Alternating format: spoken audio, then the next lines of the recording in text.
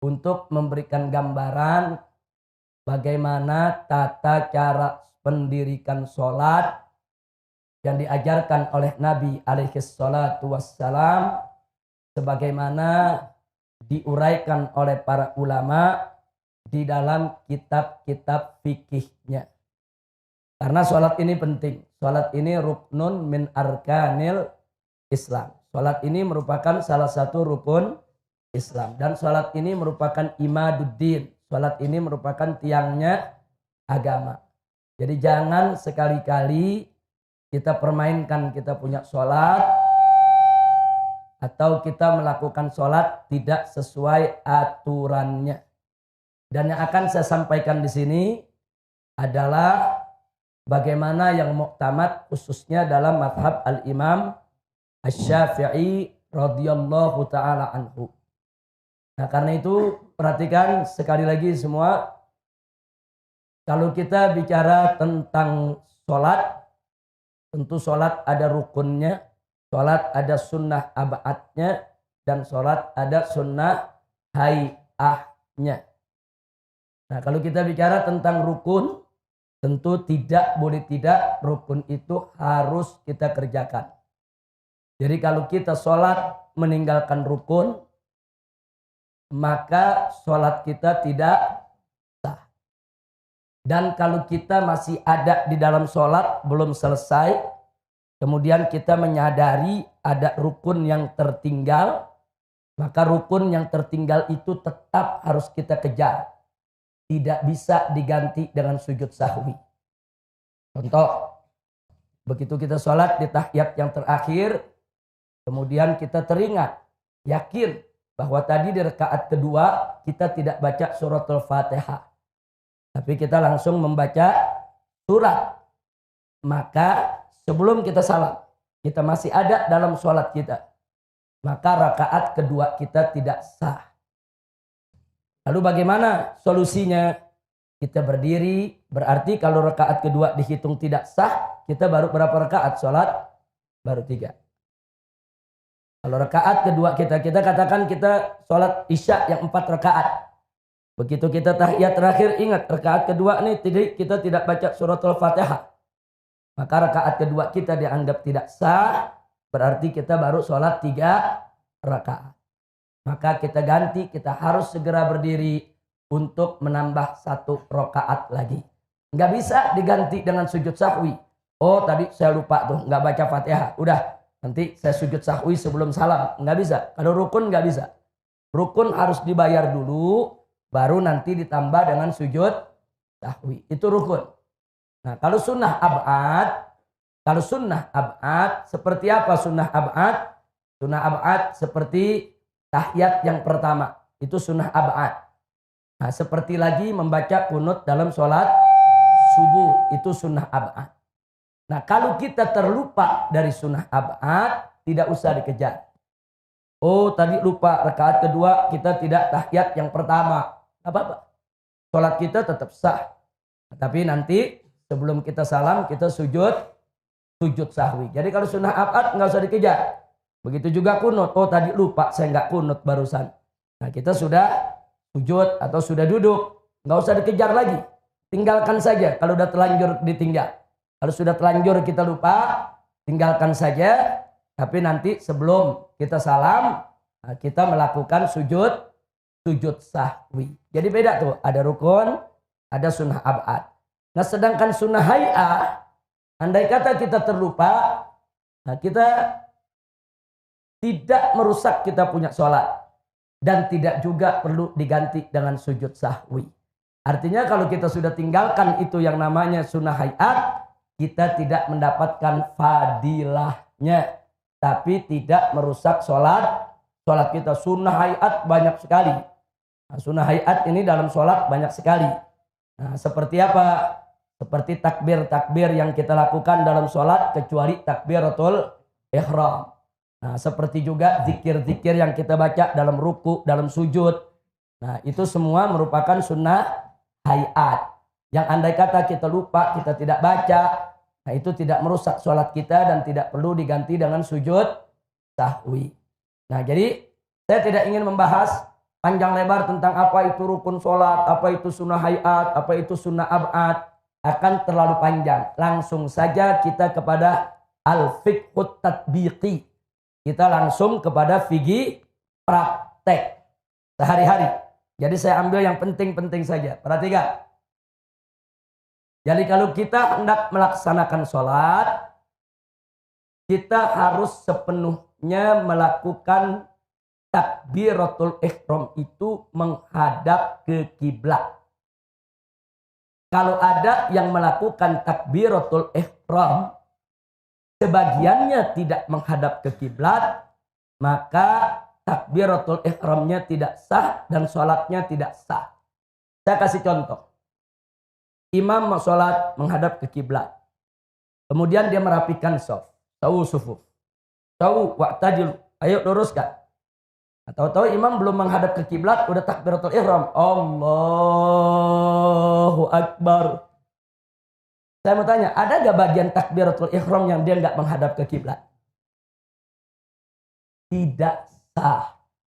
Kalau mau takbiratul ihram sepenuhnya seluruh badan kita menghadap ke kiblat. Jadi sebelum badan kita menghadap kiblat, tidak ada takbiratul ihram. Baik.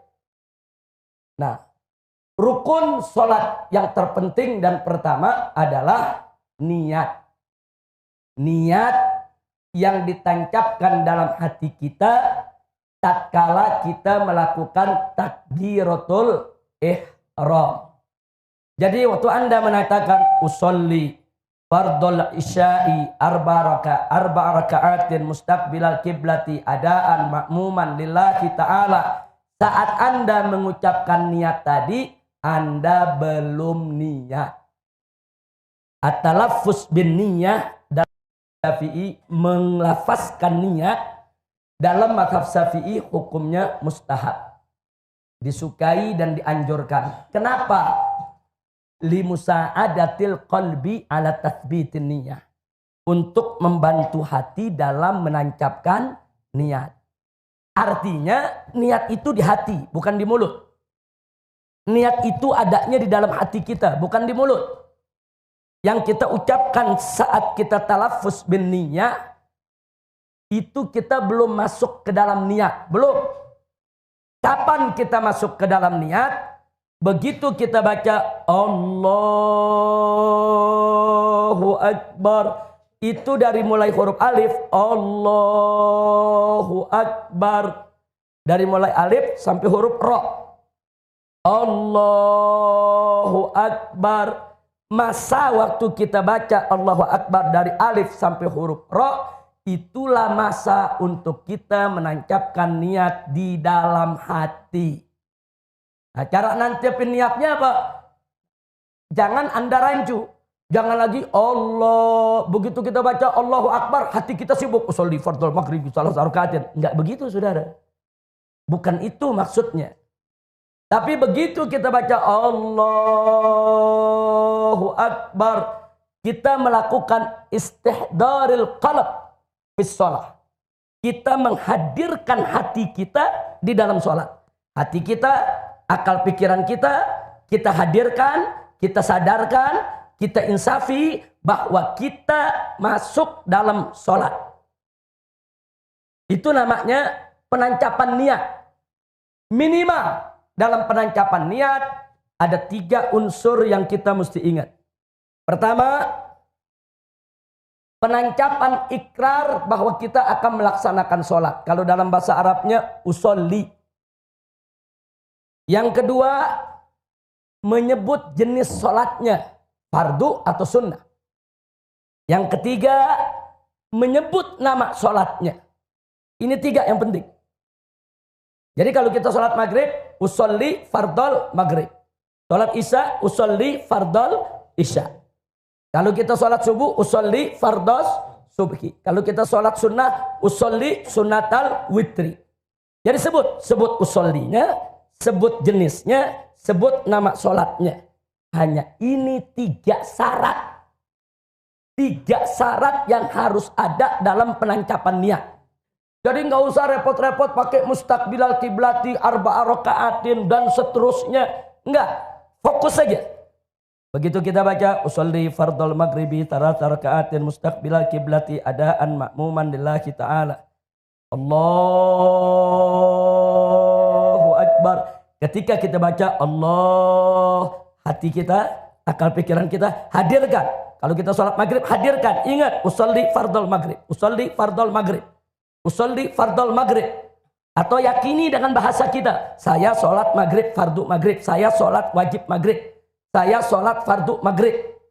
Tancapkan di hati kita saat kita membaca Allahu Akbar.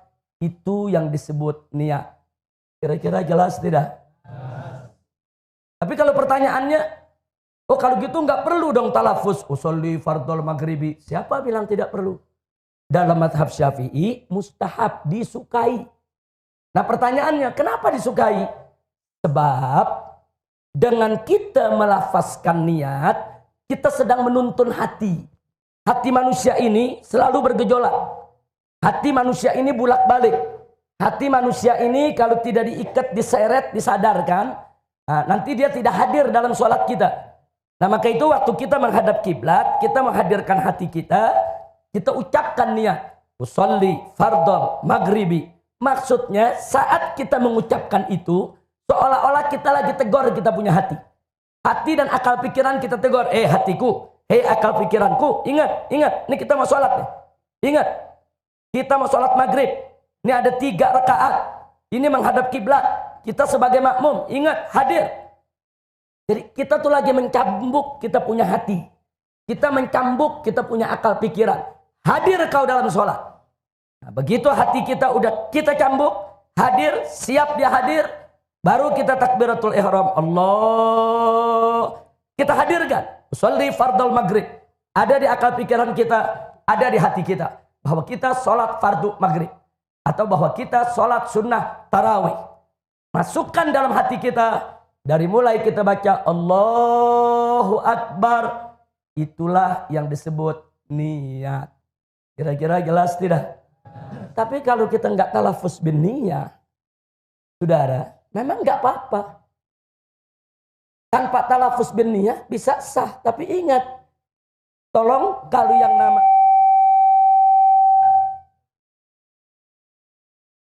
yang namanya kita menghadirkan hati untuk menancapkan niat. Itu tidak ada perbedaan pendapat di antara semua ulama dan semua madhab. Wajib. An-niyah mahallun niyah fil qalb. Tempatnya niat ada di hati. Sama dengan tadi kita niat nawaitu shauma ghadin an ada'i fardhi syahri Ramadan hadhihi sanati lillahi ta'ala. Bukan di mulut aja. Tancepin di hati. Hadirkan hati kita. Hati, akal pikiran. Tancepin niat. Besok kita puasa. Nah, kalau dalam puasa kita niatnya waktunya leluasa. Luas. Saudara sepanjang malam. Tapi kalau sholat enggak. Sholat waktu tancap niat kita saat takbiratul ihram. Dari mulai huruf alif sampai huruf ra.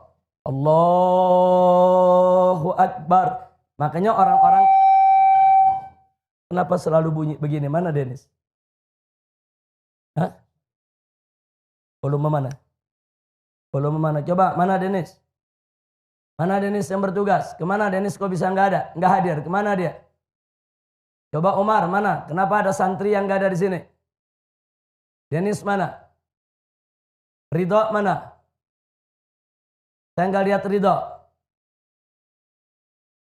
Ridho satu lagi. Denis mana? Panggil Umar. Kenapa bisa nggak ada? Semua santri wajib masuk ke masjid. Tidak ada alasan untuk di luar masjid. Baik. Kita lanjutkan lagi. Kira-kira barusan jelas tidak? Nah, jadi tancapkan niat di dalam hati kita. Masa menancapkan niat dalam sholat, saudara, dari mulai alif sampai ra. Allahu Akbar. Makanya kenapa kalau orang sholat takbiratul ihramnya suka dia panjangkan, saudara, supaya dia punya cukup waktu menancapkan niat. Kalau dia cuman Allahu Akbar, kalau dia nggak ahli menancapkan niat, jangan-jangan niatnya belum ditancapkan di hatinya ya ikhwan. Tapi kalau dia serius menghadap kiblat, dia menghadirkan hatinya, menghadirkan akal pikirannya. Allahu Akbar. insya Allah dalam waktu yang sedemikian dengan tenang, dia bisa menancapkan niat dalam hatinya dengan tenang juga. Kira-kira jelas tidak? Paham semua? Itu persoalan niat. Tolong diperhatikan. Dan ingat yang kedua yang tadi saya sampaikan. Itu dilakukan seluruh badan kita menghadap ke kiblat. Belum menghadap kiblat, jangan kita takbiratul ihram. Yang berikutnya, perhatikan baik-baik. Masih kita bicara soal takbiratul ihram. Waktu kita berdiri mau sholat, kaki jangan terlalu direnggangkan. Enggak, dalam mazhab Syafi'i enggak ada ajaran begini, saudara. Dan kaki juga jangan terlalu rapatkan. Tapi biasa saja, diri normal. Diri normal seperti ini menghadap ke kiblat. Nah, kalau kita sholat berjamaah, yang diluruskan itu bukan ujung jari. Yang diluruskan itu adalah tumit. Kalau tumit Anda ada di garis belakang, ini soft, ini sudah dibuat garisnya nih. Kalau tumit Anda ada di belakang perkis seperti ini, maka soft pasti akan lurus. Nah, kalau pertanyaannya, kenapa tumit ukurannya? Kenapa bukan ujung jari? Sebab panjang kaki orang berbeda-beda. Yang anak kecil, yang orang dewasa, yang kurus, yang tinggi, yang pendek, yang gemuk, beda panjangnya. Dia punya kaki. Jadi kalau ujung jari yang kita pakai tidak akan lurus. Tapi kalau tumit yang kita pakai lurus. Karena tumit umumnya sama jarak tumit. Makanya tumit yang dipakai ukuran bukan ujung jari. Jadi mau anak kecil, mau orang dewasa, lihat tumit. Tumit taruh di garis. Biasakan. Ukuran kita tumit. Kalau kebetulan karpetnya ada garisnya enak. Kalau karpet lagi nggak ada garis, lihat aja tumit kita. Kita lihat tumit kita. Kanan, kiri, sudah lurus tumitnya, insya Allah softnya akan rata. Baik, yang berikutnya. Saat kita takbiratul ihram, perhatikan tangan. Allah, perhatikan tangan. Tangan ini tidak terlalu dibuka begini. Tidak begini. Tangan juga tidak terlalu rapat begini. Tapi tangan biasa, normal. Dan posisi tangan ini kita punya ujung jari jempol kita sejajar dengan bawah telinga kita. Allahu Akbar. Jadi tidak begini, tidak begini. Jadi nggak ada tuh, udah lebar, Allah. Nggak, dalam mazhab kita nggak ada, saudara. Kira-kira jelas tidak? Jadi normal aja berdiri, normal. Nah, ke depan menghadap begini, ini tangan dibuka. Tidak dirapatkan, tidak terlalu dilebarkan. Biasa. Ini telapak madhab ke kiblat. Bukan begini. Tidak Allahu Akbar. Enggak begini. Begini. Loh, kenapa takbiratul ihram itu begini? Saudara, kita sedang sholat, saat kita takbiratul ihram, itu kita menyerahkan diri kepada Allah. Kita memasrahkan diri kepada Allah. Saya mau tanya semua sekarang, Anda kalau di medan tempur, ada sekelompok orang menyerah kepada orang lain, bagaimana posisi tangan menyerah? Coba saya tanya, gimana nyerah? Nyerah, saudara. Emang ada nyerah begini? Nggak ada nyerah begitu, saudara. Nggak ada. Nyerah bagaimana? Begini, saudara, di mana-mana. Jadi saat kita sholat, Allahu Akbar, kita menyerahkan diri kepada Allah. Kita punya diri, kita punya jiwa, kita punya badan. Semua urusan kita pasrahkan kepada Allah. Makanya ini menghadap ke kiblat. Serahkan diri kita kepada Allah. Sampai di sini jelas tidak? Ini untuk laki-laki. Ini untuk laki-laki. Ini sayap dibuka. Ini laki-laki sayap dibuka. Tapi kalau untuk perempuan, sayapnya ditutup. Ini takbiratul ihramnya perempuan. Allah. Lihat, ini ketiak nggak dibuka, ditutup. Allahu Akbar, itu perempuan. Kalau laki dibuka, tapi bukanya enggak. Buka normal saja, paham normal tidak? Normal. Mazhab Syafi'i ini nggak ada yang aneh-aneh, saudara. Normal aja, normal. Allahu Akbar. Kira-kira jelas tidak? Baik, sekarang posisi jari tangan, perhatikan. Perhatikan posisi tangan. Begitu kita sedekap, sedekap ini perhatikan. Jari telunjuk kita luruskan di sini. Jempol ada di atas pergelangan. Jempol di atas pergelangan. Telunjuk lurus. 3 jari melingkar di bawah pergelangan. Seperti ini. Perhatikan ini. Perhatikan ini tangan begini. Jempol, ini 3 jari. Ini telunjuk lurus. Seperti ini. Jadi kenapa dalam mazhab Syafi'i kita diajarkan sedekap seperti ini? Untuk menjamin tangan kita tidak banyak melakukan gerakan. Kalau dalam mazhab Maliki mereka lurus. Dalam mazhab Ja'fari juga mereka lurus, tidak sedekap. Tapi dalam mazhab Syafi'i sedekap, saudara. Nah, untuk menjamin tangan ini tidak bergerak kemana-mana, telunjuk diluruskan, jempol ada di atas pergelangan, 3 jari di bawah, seperti ini. Dan posisi tangan tidak di bawah pusar, tidak di atas dada, tidak juga pas di pusar, tapi letakkan di atas pusar. Ini namanya bagian diafragma ini. Jadi antara pusar dan dada, seperti ini. Walaupun ada sebagian yang dia suka dimiringkan begini. Jangan kaget. Dulu para sahabat memang banyak yang sholat begini. Kenapa? Di pinggangnya ada pedang. Nah, jadi kalau umpamanya terjadi sesuatu dalam kondisi perang dan lain sebagainya, mereka tinggal cabut ini pedangnya. Nah, jadi tapi ini kita tidak bicara kondisi itu, kita bicara sekarang kondisi dalam mazhabul Imam Syafi'i radhiyallahu taala anhu, yang afdol itu tangan sedekap di atas pusar seperti ini. Jadi kalau posisi kita seperti ini, posisinya biasa. Tidak begini. Tidak juga begini. Nggak megangin perut nih. Nah, tapi seperti ini. Sampai di sini jelas? Sampai di sini jelas? Baik. Kita lanjutkan. Begitu kita selesai takbiratul ihram, posisi tangan di sini sebagaimana biasa kita baca doa iftitah, kita baca isti'adzah, kita baca suratul Fatihah dan kita baca surat. Tapi sebelum saya lanjutkan, saya kembali sejenak kepada niat. Niat kalau kita sholat sendiri itu syarat penancapannya cuma 3. Usolli, kita pengen sholat, fardu atau sunnah disebut, terus nama sholat. Tapi kalau kita sholat berjamaah untuk makmum wajib ditambahkan makmuman. Untuk makmum wajib ditambahkan makmuman. Jadi hadirkan hati kita. Usolli fardal maghribi makmuman. Makmuman. Itu wajib dihadirkan dalam hati kita. Baik. Kita lanjutkan. Yang tadi. Selesai kita baca surat. Kalau baca surat, perhatikan.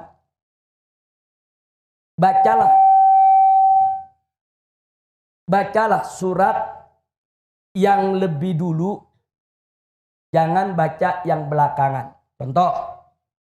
Kita mau baca surat wal asri dengan kuliah. Lebih dulu mana dalam Al-Quran? Kuliah. Kuliah belakangan. Nah, lebih dulu mana? Lebih dulu wal asri. Baca wal asri. Baca wal asri dulu di rakaat pertama, nanti rakaat kedua baru kuliah. Atau kalau kita baca wadduha dengan alam nasrah. Rakaat pertama wadduha, rakaat kedua alam nasrah. Seperti tadi sholat tarawih, witirnya. Kita baca sabihismah dulu, baru baca kuliah. Kenapa? Karena sabihismah memang lebih dulu daripada kuliah. Di rakaat berikutnya baru kita baca kulhu. Nah, jadi ini ada etika. Walaupun kalau Anda baca alam nasrah dulu, baru baca wadduha, sholat nggak batal. Sholat nggak rusak. Nah, tapi ini ada etika. Baca surat yang lebih dulu, yang lebih tua. Baru baca surat yang belakangan. Kira-kira jelas tidak? Baik. Terus kalau berjamaah. Saat imam baca waladdallin, mestinya kita jangan baca amin dulu sebelum dikomando sama imam. Jangan imam baru waladdallin, kita udah amin.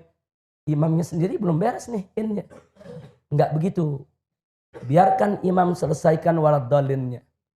Begitu imam baca waladdallin, jangan baca amin. Begitu imam baca kita ikut.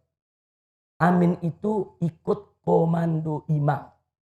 Jadi kalau imam belum kasih komando amin, kita jangan baca amin. Nah, saya lihat di sini nih 19 malam imam belum baca amin, kita udah baca amin semua. Amin ikut komando imam. Makanya ulama-ulama kita mengajarkan bagaimana supaya amin kita bareng sama imam. Gampang. Begitu imam waladdallin,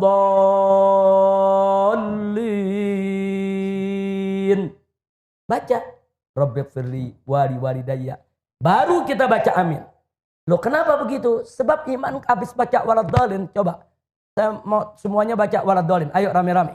Waladdallin. Napas habis gak? Habis gak? Kalau napas habis, mau baca amin, dia tarik napas gak? Tarik napas. Nah, sementara imam tarik napas untuk baca amin, kita baca Rabbighfirli wali walidayya. Jadi berikan kesempatan kepada imam untuk tarik nafas dalam rangka membaca amin. Saya yakin kalau imam dikasih kesempatan waladdallin tarik nafas, imam baca amin, Anda sudah selesai baca Rabbighfirli wali walidayya. Bisa dipraktekkan? Ayo kita coba. Waladdallin.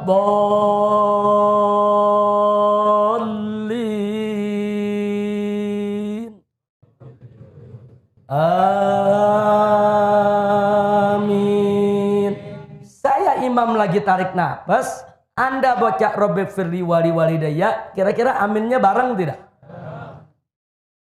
Tertib semacam ini perlu dijaga sebab ada hadis dari Nabi bahwa manakala aminnya kita dengan imam bebarengan dengan aminnya para malaikat, saudara, maka hajat kita digobulkan, dosa kita diampuni. Jadi amin ada aturannya. Sampai di situ jelas? Baik, langsung saja. Kita tidak mau panjang-panjang bertele-tele lagi, udah selesai. Maka begitu kita masuk selesai daripada baca surat, sekarang kita ingin ruku. Ruku perhatikan. Jadi ruku itu pada saat ruku kita angkat tangan kita. Allahu Akbar. Tangan ini disunnahkan untuk diangkat. Seperti kita takbiratul ihram. Allahu Akbar. Minimal ruku. Telapak tangan kita menyentuh lutut. Minimal ruku. Jadi kalau ada orang rukunya begini, ini tangan sampai gak ke lutut? Ini belum sah. Minimal ruku, tangan sampai ke lutut. Walaupun ini punggung ini belum lurus nih. Tapi tangan udah sampai ke lutut. Ini udah sah.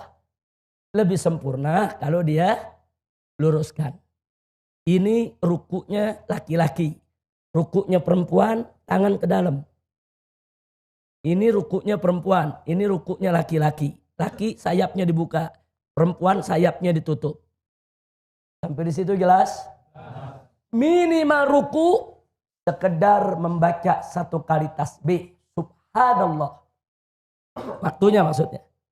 Jadi kalau dia ruku, begitu dia Allahu Akbar, waktunya cukup. Subhanallah. Sami'allahu liman hamidah. Cukup dia punya waktu baca subhanallah, dia sudah mendapatkan tumaknina. Tapi kalau baca subhanallah aja nggak cukup, berarti dia belum dapat tumaknina. Yang nggak dapat tumaknina, rukunya tidak sah. Kira-kira jelas tidak? Nah, tapi yang bagus jangan cuma subhanallah. Yang bagus subhana rabbiyal azimi wa bihamdi. Lebih bagus lagi kalau 3 kali dibaca, minimal 1 kali. Tapi lebih bagus lagi kalau 3 kali. Nah, kira-kira jelas tidak? Tapi kalau dibaca paling sedikit berapa sih ruku? Ya paling sedikit subhanallah. Cukup baca subhanallah, tumaknina rukuknya dia dapatkan.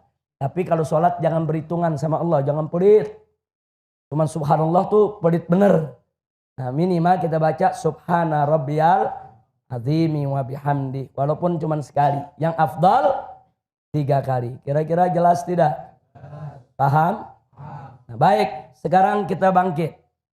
Waktu kita bangkit, Sami Allahu liman hamidah. Tangan diangkat lagi. Seperti kita takbiratul ihram. Sama, laki sayapnya dibuka, perempuan sayapnya ditutup.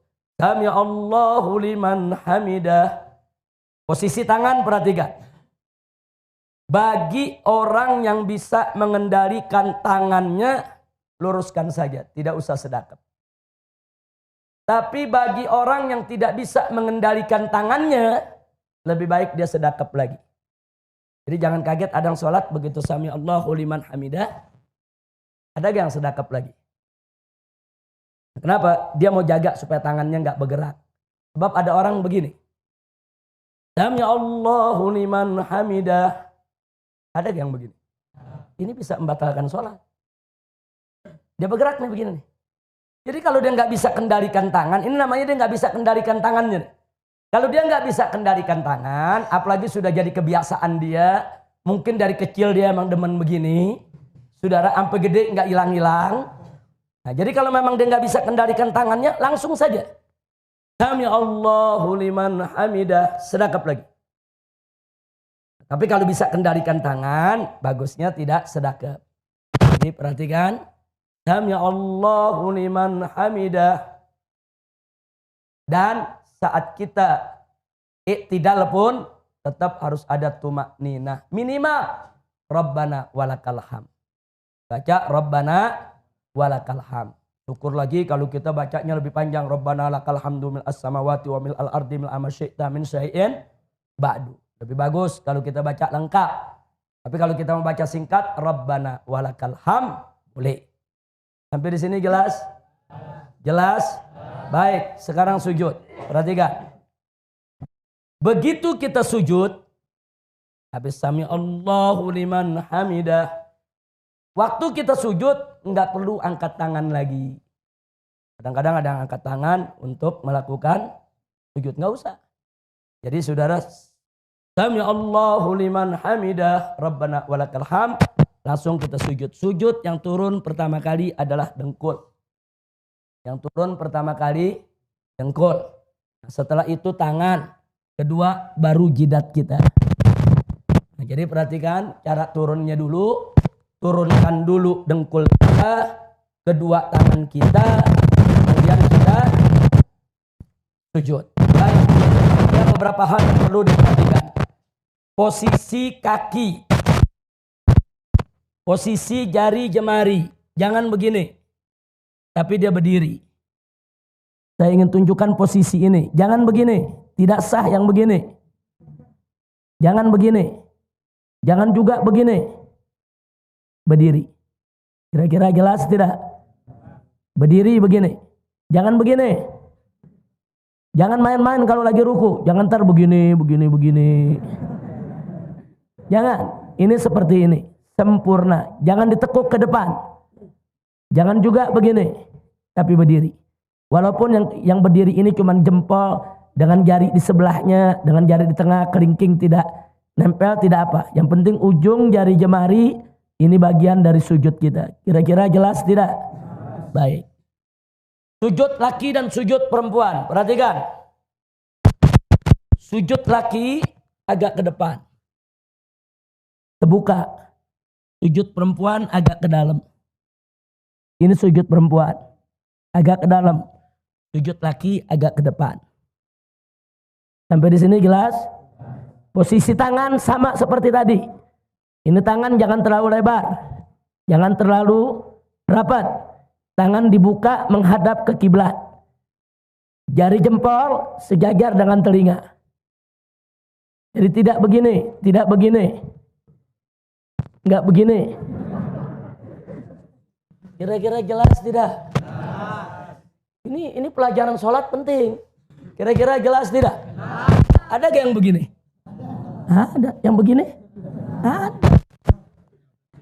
Jadi ini nih dibuka. Ini jari, ingat, ini jari nih kayak kita takbiratul ihram nih. Nah, ini dia nih. Nah, sama, ini jari jemari ini ada di dekat telinga. Kira-kira jelas tidak? Paham? Nah, baik. Posisi jidat. Yang paling afdol saat jidat kita menyentuh tempat sujud, hidung kita juga nyentuh lantai. Tapi kalau hidung nggak nyentuh, jidat aja yang nyentuh, sah. Sebab yang anggota sujud itu bukan hidung, tapi jabah, jidat. Baik. Bawa sorban. Perhatikan. Ini kadang-kadang santri keren pakai sorban. Cuman gara-gara sorban sholatnya pada nggak sah tiap hari. Hati-hati. Sorban ini hati-hati. Kalau kita sujud pakai sorban. Allahu Akbar. Ini di depan kita nih. Sorban. Sujud di atas sorban. Tidak sah. Ini Piki kemari. Sujud begini. Tidak sah. Kira-kira jelas tidak? Tapi kalau Piki ini jatuh, sujud di atas Piki, sah. Sah. Ini jatuh, sujud di atas sorban, sah. Tapi kalau sorban ini sedang kita pakai begini, sorban di depan kita, terus sujud di atas sorban, tidak sah. Nah, kalau Anda lagi sujud, tahu nggak sengaja ini begini, Anda udah sujud begini, turunkan aja ini. Ini turunkan, selesai. Sholat Anda sah. Paham? Jadi jangan mentang-mentang pakai sorban, ada yang sujud kadang-kadang di atas sorban. Tidak sah. Sebab kalau Anda sujud di atas sorban, sorban yang sedang Anda pakai, berarti Anda sujud di atas pakaian yang sedang Anda gunakan. Nggak boleh. Kira-kira jelas tidak? Nah, makanya sekarang bagaimana kalau orang rambutnya panjang nutup semua ini? Dia sujud. Tidak ada bagian jabahnya yang menempel di lantai. Ketutup rambut. Tidak sah. Ini jabah mesti nempel. Nah, nempelnya pun harus ada beban. Contohnya beban, andai kata. Ini tempat sujud saya tepung atau bedak. Andai kata bedak. Kalau saya sujud, saya angkat, ngejiplak, ada tanda sujud. Itu berarti saya sujud dengan beban. Ada orang sayang menjambulnya. Dia sujud, hati-hati saudara, cuma nempel begini. Ada yang begitu. Andai kata ada bedak, nggak ada tanda sujud. Tidak sah. Sujud itu bukan sekedar nempel, tapi ada beban. Nah, jadi kalau dalam kitab fikih diumpamakan andai kata ada tepung, tepung itu ada bekas cap jidat kita. Kira-kira jelas tidak? Paham? Nah, jadi sujud ada tata caranya. Jangan sembarangan kita sujud. Posisi kaki jari lihat, posisi tangan lihat, posisi jidat lihat. Nah, ini yang penting. Termasuk perempuan yang suka yang pakai apa? Mukena. Kadang-kadang mukenanya panjang, begitu dia sujud, mukenanya di depan. Dia sujud di atas mukena. Tidak sah. Makanya hati-hati tempat sujud kita. Nah, jangan sampai berkaitan dengan apa yang sedang kita pakai. Kira-kira jelas tidak? Paham semua? Jadi kalau ini Piki nutup begini, sujud tidak sah. Tapi kalau ini Piki jatuh, sujud di atas Piki sah. Karena kalau Piki sudah terlepas, dia tidak lagi sedang kita pakai. Sampai di sini jelas? Paham? Baik. Berikutnya.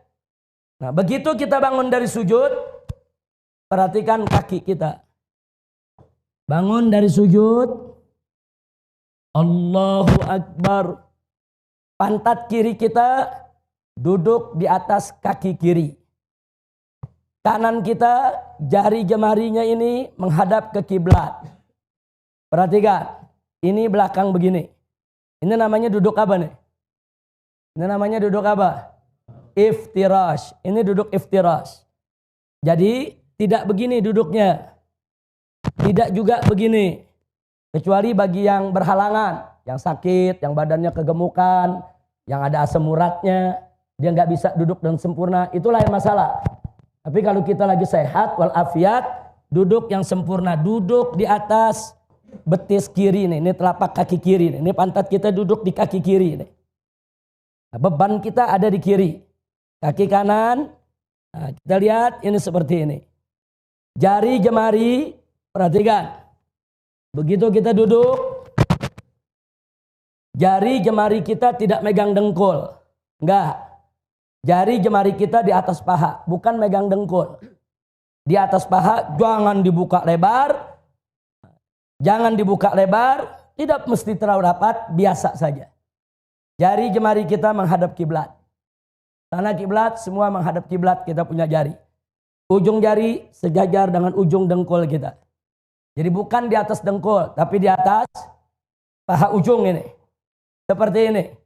Nah, jadi ini kaki kita seperti ini, belakangnya, depannya seperti ini.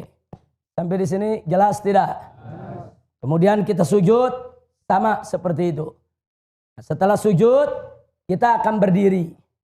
Nah, dalam mazhab Syafi'i, saat kita mau diri, nah, ada sunnah untuk kita, yaitu duduk sejenak istirahat. Jadi nggak langsung berdiri.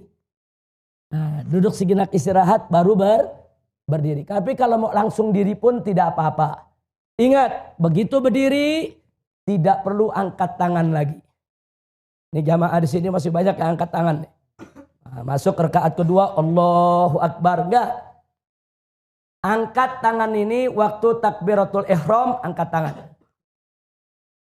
Waktu kita bangun dari sujud yang pertama atau sujud yang ketiga, tidak angkat tangan. Angkat tangannya waktu kita bangun dari tahiyat yang pertama. Nah, kalau kita sholat maghrib 2 rakaat, ada tahiyat. Nah, dari tahiyat, nah begitu kita tahiyat, kan kita berdiri. Saat kita berdiri, angkat tangan. Allahu Akbar. Nah, jangan tiap rakaat angkat tangan. Kira-kira jelas tidak? Menyalahi sunnah. Menyalahi sunnah. Nah, kita masuk rakaat kedua tanpa angkat tangan. Sedekap lagi, baca Fatihah lagi, baca surat lagi, ruku lagi seperti tadi, i'tidal lagi seperti tadi, sujud lagi seperti tadi, duduk lagi seperti tadi, sujud lagi, baru kita tahiyat yang pertama. Perhatikan. Tahiyat yang pertama, duduk kita tetap duduk iftirash. Sama seperti duduk yang tadi. Tangan kita perhatikan. Yang kiri seperti tadi, di atas paha madhab kiblat. Yang kanan seperti ini. Siap-siap mau diangkat ini jari. Posisinya seperti ini. Jadi begitu kita sampai asyhadu alla ilaha illallah, angkat jari. Angkat jari telunjuk kita agak sedikit tinggi, kemudian turunkan sedikit rendah. Selesai. Itu namanya digerakkan sekali. Asyhadu alla ilaha illallah wa asyhadu anna Muhammadar Rasulullah. Perhatikan, dari awal sholat sampai akhir sholat, mata kita lihat tempat sujud. Kecuali saat kita lagi tahiyat. Saat jari kita menunjuk, mata kita lihat ke ujung jari kita. Saat kita tunjuk, mata kita lihat ujung jari kita. Tapi selain itu, mata lihat tempat sujud kita. Jangan mata kita jelalatan. Kira-kira jelas tidak? Jangan begitu sholat, mata jelalatan, begini. Jangan lihat ke atas. Lihat tempat sujud, lihat tempat sujud, lihat tempat sujud. Gak usah lihat kanan, gak usah lihat kiri, gak usah lihat depan, apa, lihat tempat sujud. Kecuali sedang tahiyat. Sampai di situ jelas? Paham? Nah, begitu masuk rakaat ketiga sama rakaat keempat yang terakhir, duduk yang terakhir, perhatikan. Duduk yang terakhir, pantat kita yang kiri duduk di lantai. Bukan duduk di atas kaki. Duduk di lantai. Nah, kemudian kita punya kaki nih, telapak kaki kiri ada di bawah betis kanan. Perhatikan ini betis ini. Ini betis. Ada di bawah betis kanan. Seperti ini. Seperti ini. Lihat, ini jari jemari kita menghadap kiblat. Telapak kaki kita ada di bawah betis. Pantat kiri kita melekat ke duduk di atas lantai. Ini namanya duduk apa? Ini duduk apa? duduk tawarruk. Posisi kita sama seperti tahiyat yang pertama.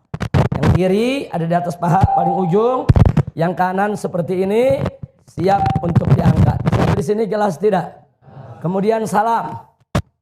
Perhatikan. Saat kita salam, Assalamualaikum warahmatullahi. Ini kepala kita yang bergerak, bukan badan. Assalamualaikum warahmatullahi. Assalamualaikum warahmatullahi. Jangan badan yang bergerak. Assalamualaikum warahmatullahi.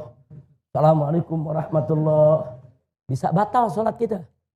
Karena salah satu syarat sahnya sholat, seluruh badan kita dari mulai takbiratul ihram sampai salam harus menghadap kiblat.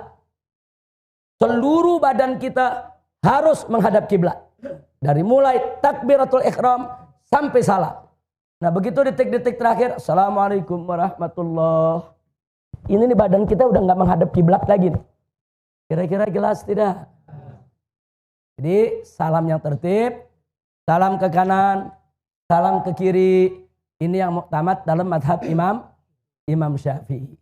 Jadi jangan ikutin teriko-teriko. Kita tidak menghina madhab lain, saudara. Tapi dalam madhab Syafi'i ada tata cara yang memang sudah diajarkan oleh orang-orang tua kita. Sholatlah dengan tata cara tersebut. Karena Nabi mengatakan, Sallu kama ra'aitumuni usolli. Sholatlah kalian sebagaimana kalian lihat aku sholat. Nah riwayat-riwayat yang sampai kepada kita melalui para imam di madhab Syafi'i, begitulah tata cara sholat.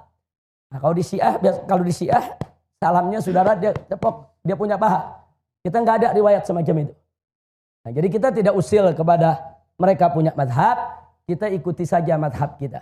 Nah seperti tadi, madhab Malik diluruskan tangannya, saudara. Sedangkan kita sedekap. Ahlus sunnah waladhdallin pakai amin tidak? Pakai amin. Nah, sedangkan dalam madhab Syiah pakai amin batal sholatnya. Jadi hal-hal begini kita mesti paham adanya perbedaan-perbedaan. Nggak usah kita masuk dalam perbedaan. Yang penting kita ikut madhab Syafi'i. Sholat saja yang diajarkan dalam madhab Imam Syafi'i. Dalam madhab lain, saudara, ada saatnya kita pelajari, ada saatnya kita kenal untuk muqaranah, untuk sekedar tahu. Jangan sampai kita saling mengkafirkan hanya karena beberapa perbedaan di antara kita dengan madhab yang lain. Sampai di sini jelas tidak? Paham semua? Ini pelajaran singkat. Nah, jadi saya minta tolong nanti pulang dari sini, khususnya yang anak-anak muda ini, cari guru di kampungnya masing-masing, belajar sama gurunya. Bagaimana cara wudhu yang betul? Bagaimana cara sholat yang betul? Sebab semua ada aturan, bukan gak ada aturan. Mana yang rukun, mana sunnah abad, mana sunnah hayat, mana bacaannya betul, mana bacaannya enggak. Cari guru. Oh kalau anda madhab Syafi'i, cari guru yang Syafi'i, saudara. Belajar kepada kiai anda, belajar kepada guru-guru anda. Jangan sampai kita ngaku madhab Syafi'i, tapi kita nggak ngerti bagaimana tata cara sholat yang diajarkan oleh guru-guru kita dalam madhab al-Imam Asy-Syafi'i radhiyallahu ta'ala anhu. Kira-kira jelas tidak? Paham? Itu saja yang bisa saya sampaikan. Terima kasih. Hadani Allah wa iyyakum ila siratal mustaqim. Wassalamualaikum warahmatullahi wabarakatuh.